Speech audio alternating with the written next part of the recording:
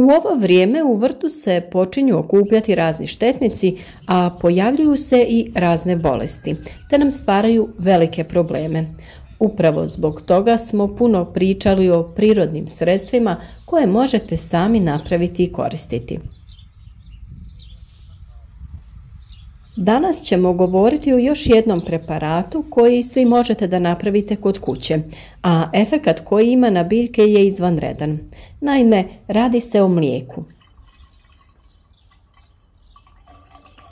Ova godina je dosta teška i mnogo je zaraženih biljaka. Biljne uši se pojavljuju na našem cvijeću, najviše na ružama, na stablima našeg voća, u vrtovima, na povrtnicama, pa upravo zbog toga tražimo rješenja kako da ih se efikasno riješimo, a da pri tome ne otrujemo ni biljke pa ni sebe. Biljne ili lisne uši su mali kukci veličine do 4 mm, koji mogu, ali i ne moraju imati krila. Hrane se biljnim sokovima iz listova ili cvjetnih pupova. Često se nalaze upravo na listovima i po tome su i dobile ime. Mlijeko se osim u prehrani može koristiti i u vrtu kao sredstvo za zaštitu i gnojidbu poljoprivrednih kultura. Hranjive tvari u mlijeku su savršeno izbalansirane i omogućuju biljkama optimalan rast i poboljšava imunitet.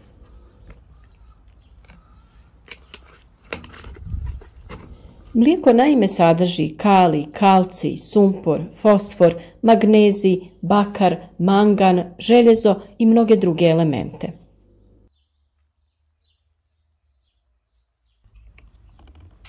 Tretiranjem biljaka mlijekom na površini se stvara tanki sloj koji štiti biljke od prolaska svih mikroorganizama, gljivica i virusa. Biljke koje su preventivno tretirane mlijekom imaju poboljšan imunitet, a mlijeko povoljno utječe i na usvajanje i iskorištavanje hranjiva iz zemljišta.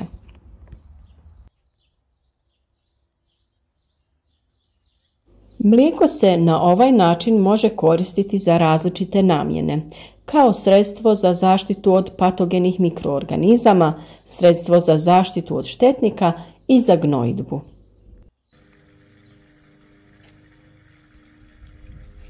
Mlijeko se koristi u zaštiti paradajza, krompira, patliđana, krastavca, tikvice, a najčešće se koristi kao preventivna zaštita od plamenjače.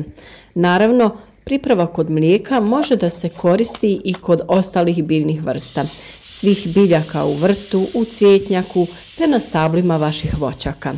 Efikasna je upotreba rastvora od mlijeka pri borbi sa lisnim ušima i sličnim nametnicima.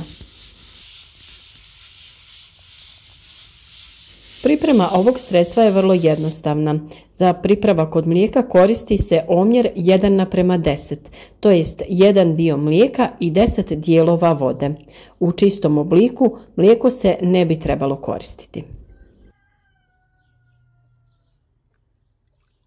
Mi smo koristili pola litre svježeg mlijeka i 5 litara vode. Sve smo dobro pomiješali i koristili na ružama, u našem plasteniku, na voćkama i na svim drugim biljkama u bašti. Naime, mliječni šećer, laktozu ne mogu probaviti svi insekti. Zbog ove pojave mlijeko predstavlja zaštitno sredstvo od mnogih štetnika. Mlijeko je izuzetno dobro dodati i u kompost jer obogaćuje kompost hranjivim tvarima, poboljšava mikrobiološke aktivnosti i štiti kompost od mnogih štetnika.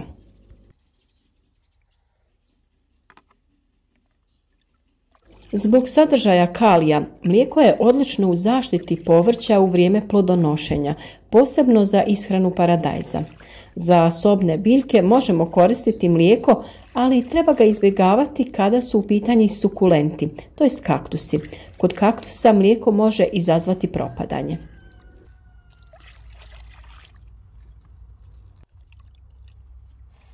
Sada bitno je napomenuti kakvo mlijeko se treba koristiti, jer najbolje je upotrebljavati sirovo mlijeko koje nije podvrgnuto termičkoj obradi, jer tokom termičke obrade gube se mnogi vitamini, a i ostali hranjivi sastojci.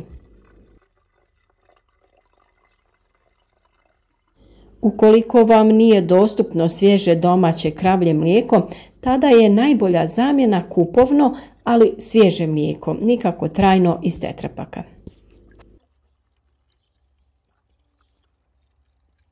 Rastvor mlijeka jednostavno naspete u neku malu špricu, ručnu ili možda veliku špricu koju imate, zavisno od toga kakvim uzgojem se bavite i sa čim raspolažete. Jednostavno pošpricate vaše biljke sa svih strana i čekate da ovo sredstvo djeluje. Sredina ljeta je period kada se ostvaruju optimalni uslovi za razvoj gljivičnih bolesti na svim povrtnim kulturama. Temperature su visoke i nakon kiše se ostvaruju idealni uslovi za zarazu fitoftorom, te na taj način dolazi do pojave plamenjače. Ova bolest može u potpunosti uništiti paradajz i krompir, ali i druge biljne vrste. Upravo u tu svrhu se ovakav pripravak može koristiti u zaštiti biljaka od plamenjače.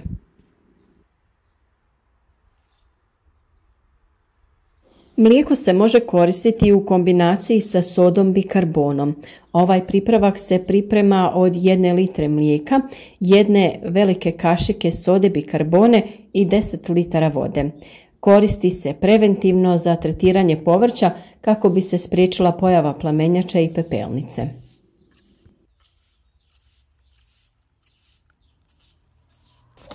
Količina vode se može smanjiti na najmanje 5 litara. Primjerice, možete koristiti pripravak mlijeka, sode bikarbone i vode u odnosu 1 litra mlijeka, 1 velika kašika sode bikarbone te 4 do 4,5 litre vode.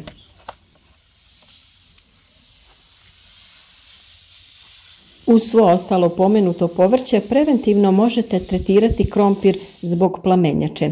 Ovaj pripravak od mlijeka zaštitit će nadzemnu masu krompira od pojave ove bolesti, ali i spriječiti pojavu krompirove zlatice, jer upravo krompirova zlatica i njene larve ne mogu da probave mlijeko.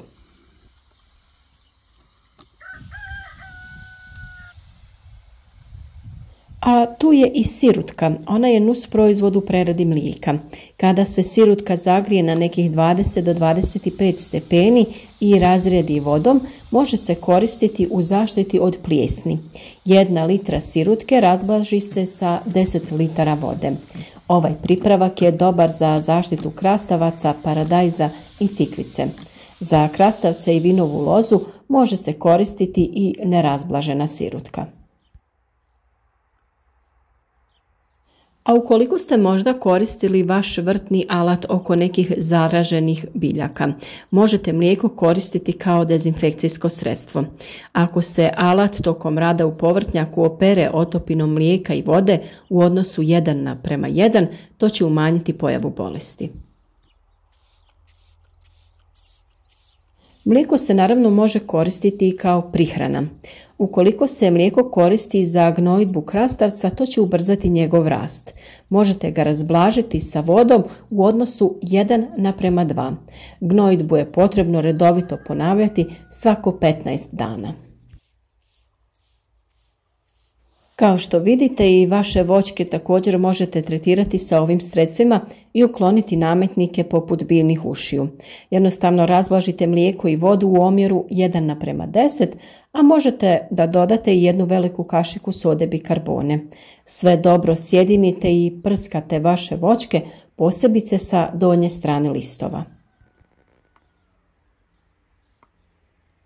A u proljeće treba započeti i sa tretiranjem grma ruže sa otopinom mlijeka i vode.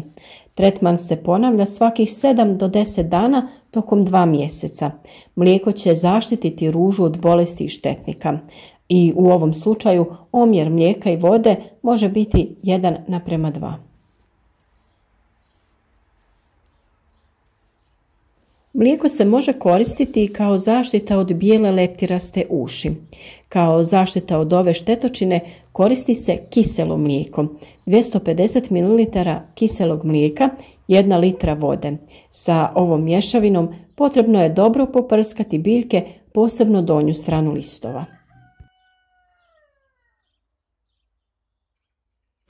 S obzirom da se u današnje vrijeme sve više pokušava izbjegavati bilo kakva umjetna sredstva, vrijedi isprobati i ovakve pripravke. A ono što je uvijek bitno napomenuti je da se sva ova prirodna sredstva i preparati koriste preventivno na vašim biljkama. Ukoliko dođe do pojave nametnika ili bolesti, tretmane je potrebno više puta ponoviti, jer tada djelovanje je umanjeno i sporije. Ali nipošto nemojte odustati, nego budite uporni i riješite se ovih problema u vašem vrtu.